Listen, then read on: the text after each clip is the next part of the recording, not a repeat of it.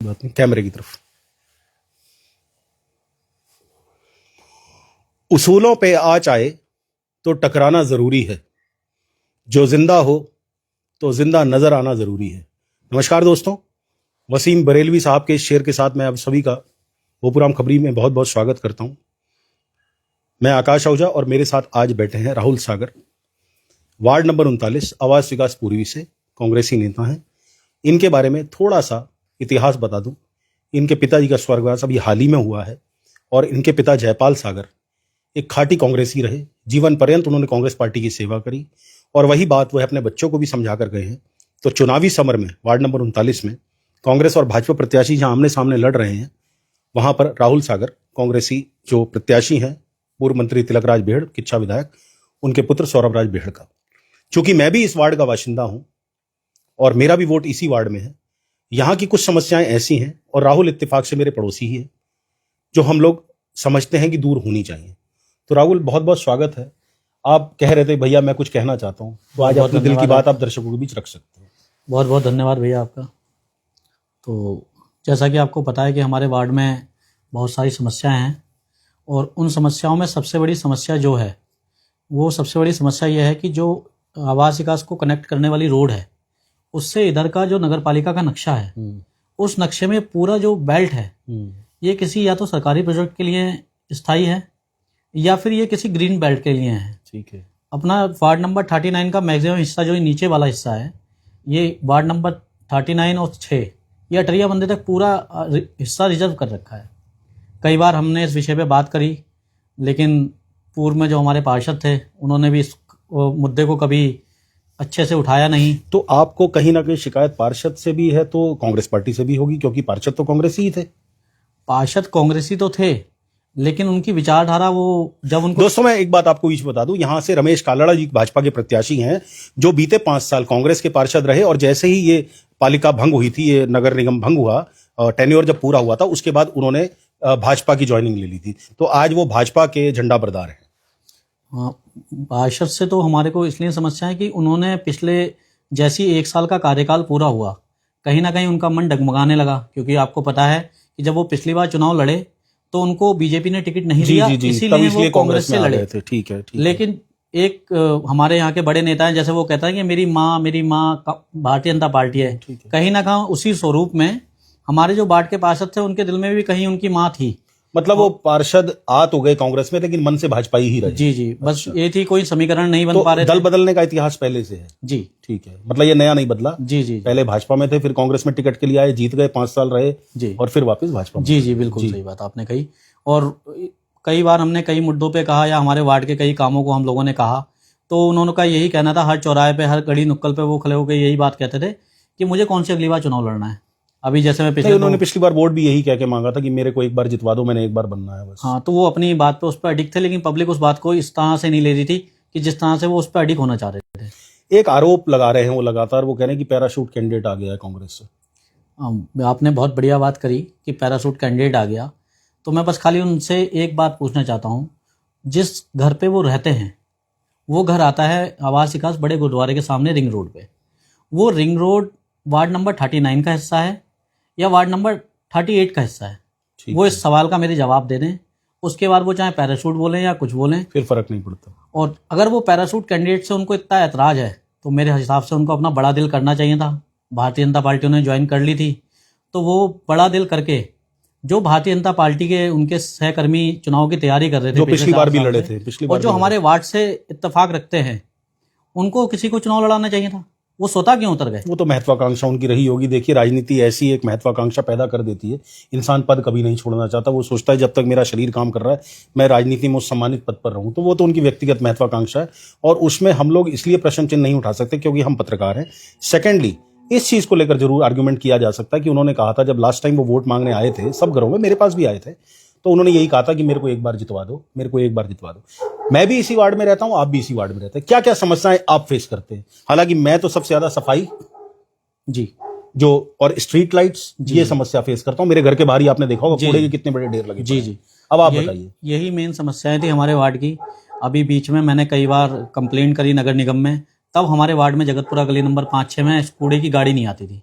जिस कारण सारा कूड़ा ये नदी में जाता था। फिर जब बारिश होती थी, जो बाढ़ आने का मुख्य कारण था, उसका मुख्य कारण यही था कि जब बाढ़ आती थी तो नदी बिल्कुल निकासी चौक थी निकासी नहीं हो पाती। और कूड़े की गाड़ी के लिए हमने इनसे कई बार कहा, लेकिन उन्होंने कुछ उस बात पे ध्यान नहीं दिया। मैंने 2-3 बार नगर निगम में जब कंप्लेंट करी, उसके बाद वो गाड़ी आना चालू हुई।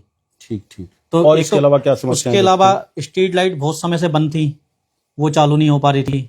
सरकारी नलों में पानी नहीं आ पा रहा था।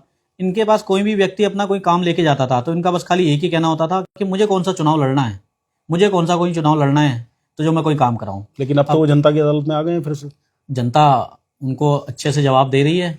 आप जाके वार्ड में घूमिए तो आपको जनता बताएगी कि उनको क्या क्या जवाब दिए जा रहे हैं। हम अपने मुंह से तो कुछ नहीं कहना चाहेंगे, लेकिन जनता उनको बहुत अच्छे से जवाब दे रही है। जो उनकी ये बातें थी कि मैं चुनाव नहीं लड़ूंगा, इसका बहुत अच्छे से जवाब मिल रहा है। सौरभ राज बेहड़ को किस तरह से देखते हैं? कैसा प्रत्याशी है, क्या कर सकता है? सौरभ राज बेहड़ जी जैसे ही हमारे वार्ड में आए, जब उन्होंने अपना मन बनाया चुनाव लड़ने के लिए, उसके तुरंत आते ही आप वार्ड में अगर लोगों से मिलेंगे तो जो लोगों ने देहरादून कंप्लेंट डाल रखी थी स्ट्रीट लाइट सही होने की, गली की लाइट सही होने की, वो विद इन 24 आवर्स में लाइटें सही हुई। यानी मुझसे गलती होगी, मुझे भी देहरादून कंप्लेंट डालनी चाहिए तो मेरी स्ट्रीट लाइट सही हो जाती। आपको अगर आप अगर व्यक्तित्व तौर से भी कहते तो उस समय जिन लोगों ने जैसे नहीं, मैं आपको ये बता रहा हूँ कि कंप्लेंट लोगों ने डाल रखी थी, लेकिन सौरभ जी से नहीं अगर आता तो वो करते। उन्होंने सौरभ जी से नहीं कहा कि हमने कंप्लेंट डाल रखी है। लोगों ने मुझे बताया कि सौरभ भाई कल आए थे और सारी लाइटें सही हो गई, सारी प्रॉपर व्यवस्था है। अभी छठ घाट का बहुत बड़ा प्रोग्राम हुआ था, सौरभ भाई ने अपनी पूरी सेवा दी वहाँ पे। और हमारे उधर की समस्या है उनके लिए भी उन्होंने हमें पूरा आश्वासन दिया है कि पानी का जो जलभराव होता है, तो हमारे उधर के लोगों की एक मांग है कि 2 फुट रोड ऊंची करके बननी चाहिए। ठीक है। और एक हमारे उधर सभी की आस्था का एक मंदिर है, उसमें हनुमान जी का, उसमें लोगों का कहना है कि एक अस्थायी धर्मशाला का उसके ऊपर निर्माण हो जाए, तो मैं भी जाता हूँ, ताकि कभी बाढ़ का पानी आए तो लोग उसमें पनाह ले पाए और उसके ऊपर एक गुंबद बने। तो सभी आश्वासन सौरभ भाई ने दिए हैं और हमें आशा है कि ये होंगे भी, क्योंकि मेरे पिताजी ने, मुझे याद है कि उस समय हम तो बहुत छोटे थे, तो मेरे पिताजी ने ये रोडें जो गली नंबर 1 से लेके गली नंबर 6 तक की, ये मेरे पिताजी ने ही पास करवाई थी भेड़ जी से। और ये थी 2008 की बात। और उन रोडों की मजबूती आज भी आप जाके देख सकते हैं कि आज भी गड्ढे नहीं पड़े हैं। उसमें से अभी 2 रोडें बनी है, एक ये मुख्य रोड दोबारा बनी है और एक रोड बनी है गली नंबर 3 की, चक्की वाली गली जिसे हम कहते हैं, उस गली को निमित शर्मा जी ने बनवाया है। बाकी गलियां एज इट इज बनी है। और जो मुख्य सड़क है आपका नीटे जो डेयरी है, नीटे डेयरी, उसके जाने के लिए, वो पिछले चुनाव में जब नेताजी एक बार चाय पीने आए तब पिताजी ने कहा कि भाई साहब ये रोड टूट गई है, उसको विदन जेई को उन्होंने फोन करा और अगले दिन उस रोड का काम चालू हो गया। तो ऐसी विचारधारा उनके पिताजी के, वही गुण लगता है कि सौरभ राज बेहड़ उस लेगेसी को कायम रख पाएंगे अपने पिता की। देखिए उनके पिता के विकास कार्यों पर तो कोई प्रश्न चिन्ह लगा ही नहीं सकता। जी। मैं स्वयं कहता हूं कि जब हिल्द्वानी विधानसभा थी, 7 विधानसभाएं एक साथ होती थी, तब भी उनके जो शिलापट लगे हैं आज तक लगे हुए हैं। कई चीजें ऐसी उनकी बनाई गई हैं, लंबा अंतराल हो गया बावजूद इसके। क्या लगता है कि अपने पिता की जो लेगेसी है, जो पिता ने उनके विकास पुरुष के रूप में उपलब्धि प्राप्त करी, वो सौरभ इस वार्ड में कर सकते हैं? बिल्कुल करेंगे। वो मेरे को वार्ड वासियों से कहना चाहिए कि हमारे को बहुत अच्छा मौका मिला है कि हम अपने वार्ड को बहुत ज़्यादा चमका सकते हैं। जो बहुत समय से हमारे वार्ड में पिछले 5 सालों में जो काम नहीं हुए, अगर आपको फिर से उसी रूप में जाना है, फिर अभी 1 साल बाद अगर आपको ये सुनना है कि मुझे फिर अगले चुनाव थोड़ी लड़ना है, अगला चुनाव थोड़ी लड़ना है, तो फिर आप उनको मौका दीजिए। और आपको विकास की तरफ जाना है तो फिर आपको सौरभ जी को मौका देना चाहिए। एक तो कहीं ना कहीं हमारे वार्ड में वैसे ही काम ज़्यादा आएंगे कि भेड़ जी का एक नाम जुड़ा है। जो काम कहीं नहीं हो रहे होंगे वो एक फ़ोन पे काम होंगे, और ज़्यादा जितना भी काम आ पाएगा सौरभ जी ज़्यादा से ज़्यादा काम लेके आएंगे। वार्ड की जो समस्याएं वो सब दूर होंगी। चलिए एक लास्ट बात आपसे जानना चाहता हूं कि मैं हमेशा राजनीति में व्यक्तिगत आरोप प्रत्यारोप आक्षेप के खिलाफ रहता हूं, और मैंने देखा कि आपके सामने वाले प्रत्याशी जो हैं उनके परिवार से, उनके समर्थकों से बड़े व्यक्तिगत प्रहार किए जा रहे हैं कि मतलब जो नहीं होना चाहिए। आपको क्या लगता है? मैं तो देखिए जो व्यक्तिगत प्रहार कर रहे हैं, मैं भी किसी पे व्यक्तिगत प्रहार नहीं करना चाहता हूं, लेकिन जो सही बात होती है मैं उसको बोलता हूं।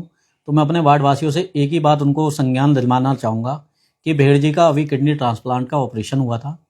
1 साल तक सबको पता है शहर में कि डॉक्टर्स मना करते थे नहीं जाना है। कुछ बात हुई, इनके यहाँ कोई प्रोग्राम था, शायद मेरे को याद है कि इनके जो लड़का है राहुल, उनके कोई बच्चा हुआ था, तो रमेश कालड़ा जी के, हाँ ठीक, 4 साहिबजादे चौक पर जो हुआ था, 4 साहिबजादे चौक पे इन्होंने टेंट लगाया था और उस समय पुलिस आ गई। भाजपाइयों ने शिकायत उसकी करी थी। हाँ, भाजपाइयों ने शिकायत करी। जी, मुझे याद है। उस समय मौजूदा मेयर को भी फोन करा और कई गणमान्य लोगों को शहर के फोन करा, कोई आने के लिए नहीं तैयार हुआ। फिर लास्ट में इन्होंने भेड़ जी से कहा कि मेरे घर पे कोई बाबा जी आ रहे हैं और आप मेरी नाक बिल्कुल हाँ, कट जाएगी बिल्कुल। पूरे समाज में, पूरी बिरादरी में। तो उस परिस्थिति में 4 महीने जहां 1 साल डॉक्टर ने मना कर रखा था, वो स्वतः अपनी विधानसभा में नहीं जा रहे थे, लेकिन उनके घर पे आके पुलिस से भिड़े, बहुत लंबी नोक हाँ, वो टेंट हटाने को तैयार थी पुलिस, मेरे को सीओ याद है। आए, हाँ। एसएसपी सुंदरम आए, शर्मा हाँ के सुंदर थाना हाँ थाना अध्यक्ष थे, और मैडम थी यहाँ पे चौकी इंचार्ज। वो एक नया ट्रेंड चालू होने वाला था, लेकिन वहां पे वो लड़े, उस स्थिति में उतनी गर्मी में लड़े, जून जुलाई की गर्मी थी, और तबीयत ऑलरेडी उनकी खराब थी, चक्कर जैसे भी आने लगे। उस व्यक्ति के बारे में अगर आप इतना कुछ बोल रहे हो तो आपको खुद ही शर्म करनी चाहिए। मैं तो कह रहा हूँ आप चुनाव लड़ो, अपने कार्य गिनाओ ना, स्वस्थ, हाँ, स्वस्थ प्रतिस्पर्धा होनी चाहिए। आप कार्य गिनाओ, मैंने इतने काम करे, आप इन कार्यों पे मुझे वोट दो।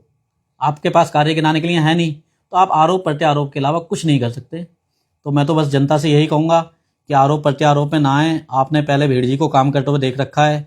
हमारे यहाँ की रोडें कब की बनी है, ये आप शायद लोगों के लेंटर टूट गए हैं, लेकिन हमारे यहाँ की रोडें नहीं टूटी हैं। और अगर आप और वार्डों में देखेंगे तो लोगों के लेंटर बसते हैं और रोडें कई बार टूट जाती हैं।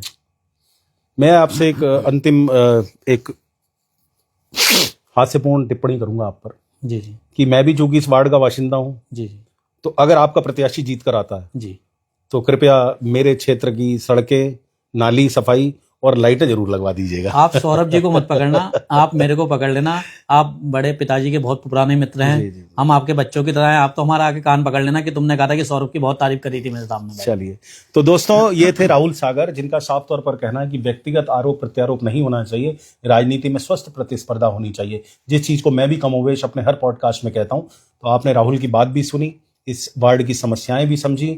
तो जनता जनार्दन है, हमेशा कहा जाता, तो फैसला आप लोगों ने लेना, और मैं भी उस जनार्दन में शामिल हूं, क्योंकि मैं भी इस वार्ड का बाशिंदा हूं।